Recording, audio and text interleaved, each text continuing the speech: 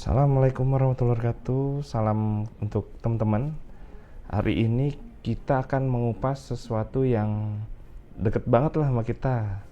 Apalagi nih kalau bukan yang disebut analisis dampak lalu lintas yang sering disingkat Andalalin.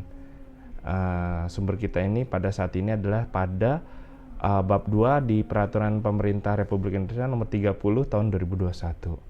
Teman-teman pernah nggak sih ngelihat komplek rumah, terus ada pembangunan mall baru? Nah, yang kira-kira nanti akan macet. Dampaknya gimana sih? Nah, pemerintah ini membuat aturan main nih. Kita bahas nih ya aturannya seperti apa. Karena pembangunan lalu lintas baru itu, pembangunan bangkitan mall dan lain-lain itu akan mengakibatkan pembangunan dan mengakibatkan macet pada saat pelaksanaan. Nah, kenapa? Karena penting. Ini bukan sebatas formalitas dari administrasi, karena bagian dari keamanan, keselamatan, dan ketertiban dan kelancaran ya buat kita semua kalau yang kita lewat itu. Nah, misi kita pada kesempatan hari ini, kita tuh pengen ngerti sih apa sih Andalalin itu dan bangunan apa yang wajib Andalalin dan prosesnya seperti apa. Nah, kalau aturannya dilanggar itu seperti apa? Nah, kita bahas pada bab 2 di tahun 2021 nomor 30. Nah, di sini kita bab pasal 2 ya. Jadi kewajiban dampak Andalalin itu setiap rencana pembangunan, terus proses pemukiman, infrastruktur, mulai dari pembangunan baru, pengembangan dan peningkatan kepadatan yang meningkat. Nah, ini perlu Andalalin. Nah, yang mana akan berpotensi pada gangguan keamanan, keselamatan, resiko kecelakaan dan ketertiban dan kelancaran pelayanan mutu. Nah, di sini di teman-teman ya. Jadi ada lagi integrasi dokumennya itu apa saja. Jadi terintegrasi dari antara AMDAL terus sama integrasi UPL gitu teman-teman. Jadi cakupannya itu sangat luas. Jadi bukan cuman mikirin macet, tapi fokusnya luas. Nah, di sini itu ada poin menarik ya teman-teman. Karena apa? Perlu adanya terintegrasi pada AMDAL dan UKL UPL. Kenapa? Karena integrasi ini penting karena ibaratnya dampak lalu lintas itu bukan dilihat secara sendirian, tapi suatu kesatuan dari suatu proyek. Coba deh bayangin, solusi untuk lalin pasti ada dapat lingkungannya, ada lahan, terus dan lain-lain. Sebaliknya gitu biar penuh dan holistik gitu loh teman-teman. Jadi secara logis nggak sepotong-potong mikirnya, jadi secara keseluruhan antara dokumen Andalalin tersebut. Nah, jadi gitu teman-teman. Jadi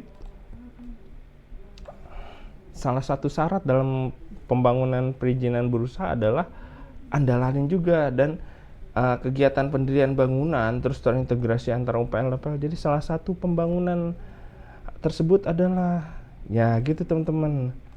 Nah, apa sih Andalalin? Apa warung kecil itu perlu Andalalin juga?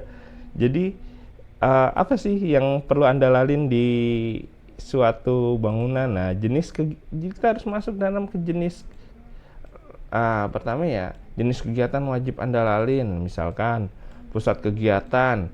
Di kegiatan ini ada perdagangan, perkantoran, industri, pariwisata, fasilitas pendidikan, fasilitas umum, dan kegiatan lain bangkitan dan tarikan lalu lintas. Nah, di sini ada lagi juga selain pusat kegiatan ada pemukiman. Nah, pemukiman dari perumahan, terus rumah susun dan apartemen, dan pemukiman yang memiliki bangkitan dan tarikan lalu lintas yang cukup besar seperti itu.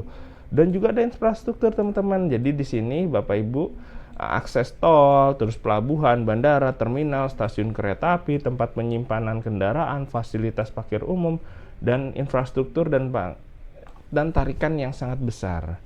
Nah, gitu teman-teman. Terus apakah semua proyek itu wajib Andalalin? Nah, kategori aturan ini juga ada ada skalanya teman-teman dalam uh, skala kategori dampak bangkitan lalu lintas, ada tinggi, sedang, dan rendah. Nah, semua itu diatur oleh peraturan menteri ya teman-teman ya. Karena bangkitan tinggi sama rendah itu beda loh, karena ada pabrik yang banyak karyawannya, terus yang sedang, dan ada juga yang rendah. Misalnya Mosoruko, ya bangun seperti sama kan. Jadi detail kriterianya gimana antara tinggi, sedang, rendah. Nah, detailnya adalah jadi ada di peraturan menteri teman-teman tentang hal tersebut. Jadi paling nggak ada tinggi, sedang, rendah. Jadi ada tingkatannya, gitu. Jadi ada kewajiban setiap pengembang. Nah, gini teman-teman, di pasal 5 itu dicek ya kategori. Misalkan tinggi itu berarti disampaikan dokumen analisis disusun oleh tenaga ahli yang bersertifikasi. Untuk yang sedang, menyampaikan rekomendasi teknis dan penanganan. Nah, disusun pasti tenaga ahli bersertifikasi ya teman-teman ya. Terus untuk yang rendah hanya penuhi standar teknis penanganan atau menteri atau semacam teknis lah teman-teman. Jadi gambaran umum, terus standar teknis penanganan seperti apa. Jadi berjenjang teman-teman ya. Jadi seperti itu. Jadi tadi disebut ada penekanan nih teman-teman, siapa yang nyusun. Nah, disusun ini tenaga ahli yang bersertifikat kompetensi, ya jelas ya teman-teman ya. Jadi dikeluarin sama siapa? Oleh Kementerian Perhubungan sertifikat kompetensi. Ini fungsinya untuk menjaga kualitas analisis agar tidak memiliki kualitas kajian tersebut. Kenapa? Karena untuk mampu standar kajiannya itu bagus agar sifatnya objektif. Jadi ada quality control yang membuat dari dokumen tersebut agar hasilnya bisa dipertanggungjawabkan. Dan hasil dari analisis ini mulai dari dokumen lengkap, dari dokumen teknis, terus dari gambar teknis yang menjadi dokumen andalalin tersebut dari awal. Semuanya itu harus nyambung gitu teman-teman. Nah, isi dokumen andalalin apa aja sih? Apa cuma ngisiin potensi macet aja? Nah, untuk skala tinggi ini komprehensif nih teman-teman. Jadi ada beberapa poin kunci. Pertama, jelas perencanaan dan metodologi, terus analisis kondisi lalu lintas saat ini, terus sebelum ada proyek itu seperti apa. Nah, potret kondisi awal lah ibaratnya ya teman-teman. Nah, intinya gini, di sini nih analisis bangkitan tarikan lalu lintas berapa banyak sih akan muncul pada proyek tersebut, dan di sini harus ada faktor yang growth rate yang nasional. Nggak bisa ada standar berapa kendaraan yang muncul itu berapa, jadi harus ada basis dan setelah itu dianalisis distribusi perjalanannya, lewat jalan mana aja, pemilihan modanya mana, terus ruas mana aja yang terbebani. Nah, belum selesai sampai situ, ada lagi simulasi kinerja lalu lintas, disimulasi bagaimana kondisi setelah proyek jalan, terus dilihat, terus diapapain, disimulasi kalau diterapin seperti apa, kalau nggak ada implementasi seperti apa. Jadi ada rekomendasi misalkan pelebaran jalan lah, simpang lah, penambahan parkir, perbaikan angkutan umum dan lain-lain, harus detail emang. Dan ini harus krusial teman-teman.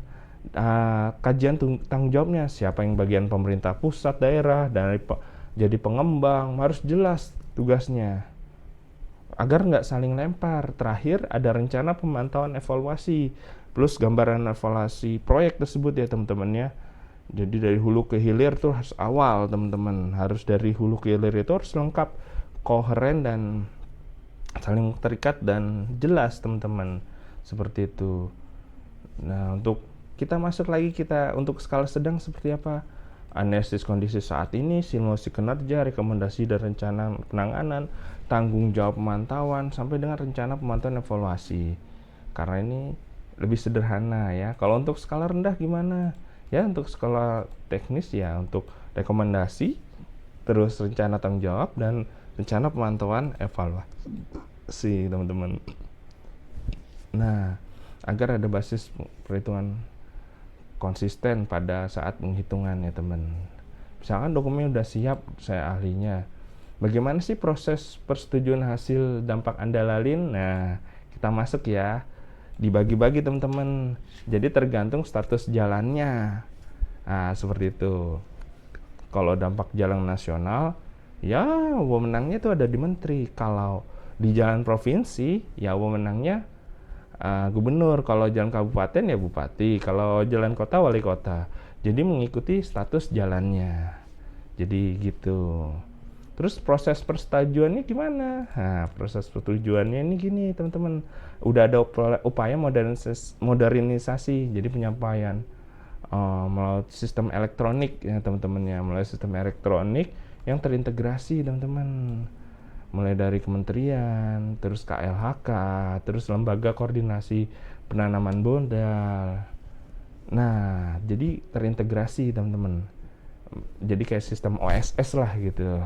Jadi terintegrasi dan elektronik. Tujuannya apa? Biar lebih cepat dan transparan. Harapannya seperti itu. Bahkan ada target waktu teman-teman yang cukup ambisius ya. Jadi persetujuan ini paling lama 3 hari kerja setelah dokumen lengkap dan tata caranya udah ada, dia nanti akan diatur oleh kementerian. Cepat banget ya 3 hari. Jadi untuk percepatan ini untuk meningkatkan investasi. Jadi implementasi 3 hari ini setelah dokumen lengkap, ingat kan. Jadi paling kalau nanti kalau ada skala tinggi lebih kajiannya lebih mendalam kalau potensi bangkitan tinggi ya teman-teman. Jadi harus dapat persetujuan teknis dari tim evaluasi. Jadi tim evaluasi teknis itu skala tinggi, misalkan ada menteri, tugasnya itu ngecek lebih dalam dan berjumlah 3 orang ya teman-teman. Dilihat analisisnya, terus solusinya masuk akal apa enggak, cukup enggak untuk menangani dampaknya, semacam quality control ekstra gitu teman-teman. Jadi ada penilaiannya khusus untuk menilai dokumen andalin situ. Nah gitu teman-teman. Apa setelah itu langsung keluar persetujuannya? Nah di sini teman-teman. Nah ada namanya surat pernyataan kesanggupan nanti teman-teman setelah dievaluasi ya. Jadi ditanggung jawab ada surat pengembangan pertanggungjawaban. Di sini adalah mencakup macam-macam nih hal-hal yang perlu disetujui pada saat melaksanakan sidang. Terus nah ini karena ada persetujuan antara beberapa pihak yang perlu adanya kesepakatan dan melaksanakan semua kewajiban ditandatangani oleh penanggung jawab perusahaan, dan bagian ini tak terpisah dari dampak lalu lintas dan wajib terpenuhi. Nah, wajib terpenuhi selama operasi. Nah, gimana cara supaya sesuai nggak dengan pelaksanaannya di lapangan?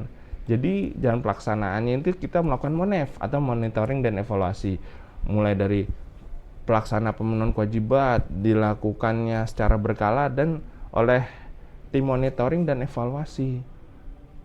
Ada dari gubernur, terus ketua pembina di bidang sarana dan instansi pembina jalan, misalnya orang PU, kepolisian. Jadi tugas tim MONEV ini jelas memantau dan menganalisa sesuai nggak dengan apa yang direncanakan pada saat melakukan sidang andalalin tersebut. Jadi sesuai dengan nggak. Jadi ada tim pengawasan. Tugasnya apa? Nah, tugasnya itu tadi memantau dan mengevaluasi. Nah, jika ada misalkan ngatur simpang nggak dikerjain, misalkan ada penanaman lampu, pemasang lampu merah nggak jadi, terus dan lain-lain. Nah, jadi berdasarkan surat pernyataan kesanggupan tadi di pasal 11 ayat 1. Jadi ada jenis sanksi, dikenakan sanksi oleh pemberi izin. Jadi jenis sanksinya ada tahapannya teman-teman. Pertama, nanti kalau nggak dilaksana peringatan tertulis. Terus jadi di waktu 30 hari untuk perbaikan. Jadi peringatan nih, tolong diperbaiki sesuai dengan. Nah, kalau misalkan masih bandel gimana? Ya, langsungkan pemberhentian sementara kegiatan pelayanan umum tersebut. Jadi pengoperasian mallnya, kalau misalnya pengembangan itu, terus ada jadi kasih waktu 30 hari lagi untuk mengevaluasi. Dan ada denda administratif besarannya 1% dari nilai yang dipenuhi. Dan ada lagi nih, ada nggak denda misalnya 10 hari sejak denda atau setelah melaksanakan kegiatan tersebut, maka ada pembatalan persetujuan hasil analisis dampak lalu lintas. Jadi setelah dibatalkan pasti izinnya operasional itu akan dicabut, tidak akan dilakukan. Nah, jadi rangkaian sanksinya ini tegas dan jelas, mulai dari surat peringatan sampai pembatalan izin usaha. Jadi apa? Agar komitmen Andalin itu tidak dianggap main-main ya. Jadi adanya sanksi yang berjenjang ini membuat agar pengembang lebih patuh lah. Jadi fungsinya adalah tadi untuk memantau, untuk seperti apa sih agar Andalal ini bisa berjalan dengan lancar dan tidak terlalu berdampak pada hal-hal yang bikin macet jalan ya teman-teman.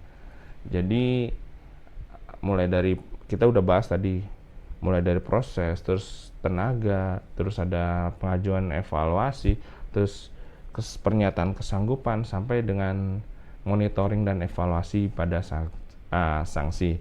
Semoga teman-teman bisa mendengarkan secara utuh gimana aturan ini sebagai dampak lalu lintas untuk menganalisis, dan paling enggak teman-teman tahu nih ada loh kerangka kerjanya, bahwasanya mekanisme yang dirancang untuk mengantisipasi tentang andalalin.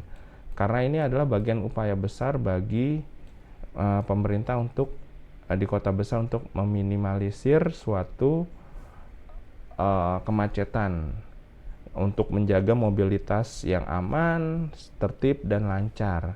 Memang nggak mudah ya teman-teman ya, nggak mudah hal tersebut. Jadi teman-teman, dengan adanya aturan main yang detail dan sistematis ini, seberapa optimiskah nih teman-teman nih kondisi lapangan? Menurut teman-teman, mekanisme Andalalin ini cukup efektif nggak kira-kira untuk menjinakkan potensi kemacetan lalin?